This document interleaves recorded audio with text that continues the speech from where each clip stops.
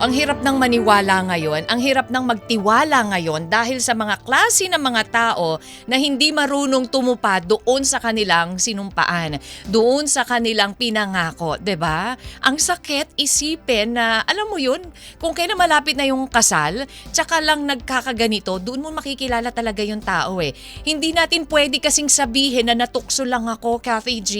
Kasi choice natin 'yun eh. Choice natin na magpatukso, 'di ba? Kung ano man nangyayari sa atin ngayon, ginusto natin yon.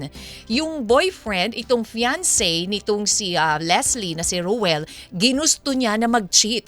Kasi kung siya ay totoo, kung totoo man yung nararamdaman mo dun sa isang tao, kung totoo na sinasabi mong mahal mo yung isang tao, hindi mo mahayaan na masaktan siya. Hindi mo hahayaan doon mismo sa buwan, sa linggo, at sa araw ng inyong nalalapit na kasal, doon ka magloloko, 'di ba? At meron din naman mga tao na hindi rin, alam mo yung makontento at mas nagagawa pa nilang mangakit ng iba para sa pansarili nilang interes, 'di ba? Napakasakit lang isipin eh. Ang daming excuses na sinasabi natin, hindi naman namin ginusto yan, Kathy G. Yes, ginusto mo yan. It's your choice eh.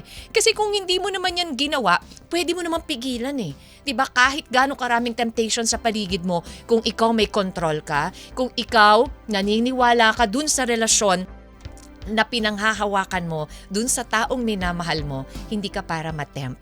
Kahit pa gaano kaganda yan, kahit pa gaano kabait yan, kahit pa anong effort ang pinapakita niyan, magiging blind ka dun eh. Dahil alam mo na meron nang nakafocus at yung mata mo doon sa taong talagang totoong minamahal at nagmamahal sa'yo, 'di ba?